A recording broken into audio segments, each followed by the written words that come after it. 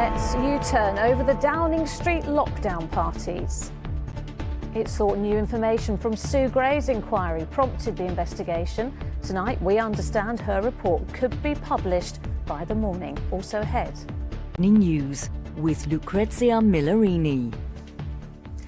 Good evening. The Met Police has confirmed it's conducting a criminal investigation over lockdown parties held in Downing Street. Commissioner Dame Cressida Dick said her force will now look at a string of allegations which have put the Prime Minister's leadership under growing pressure. ITV News revealed just last night how a birthday party was held inside number 10 for Boris Johnson, including in his flat during the first lockdown.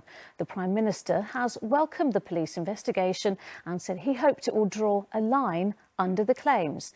And ITV News understands that the report from civil servant Sue Gray into the parties has been completed and could be published in the morning.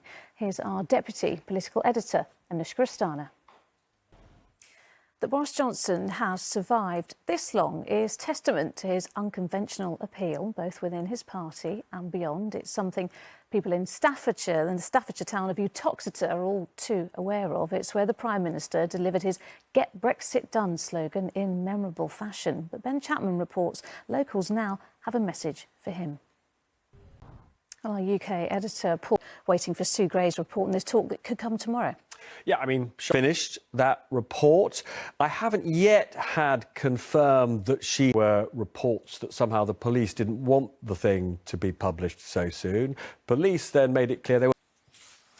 Another big issue on the Prime Minister's plate is Russia and Ukraine. And today, Boris Johnson said Britain is prepared to deploy troops if Russia invades. He told MP.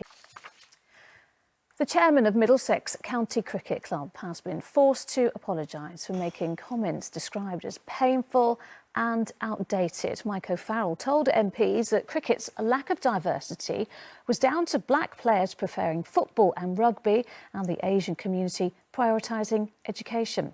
His views were condemned by Azim Rafiq, the former Yorkshire player who helped expose racism within the game. Rebecca Barry has more. Still to come on the ITV Evening News. Those stories and more after the break.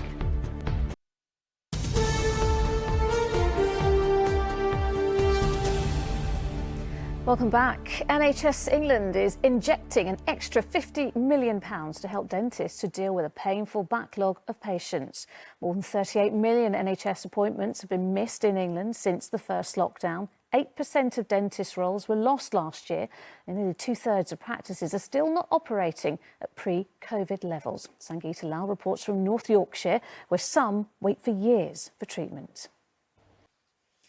A 15-year-old boy is being treated for serious injuries after he was stabbed at a school in Barrow. Blur frontman Damon Albarn has incurred the wrath of Taylor Swift after questioning her songwriting skills. In an interview, he claimed the star doesn't write her own songs. Swift hit back, saying she writes every word, and accused him of discrediting her. Here's Louise Scott on the bad blood. And finally tonight, ever since their exploits were immortalised in the film Cool Runnings, the Jamaican bobsleigh team has epitomised the spirit of the Winter Olympics. Unfortunately, though, they haven't always managed to qualify. But this year, 3 teams have made it to the Beijing Games, including the 4-man bob. From their UK training base, they told Lucy Watson about their hopes. Oh, good luck to them. That is all for now. Julie will be here with news at 10. But from me and all the Evening News team, bye-bye.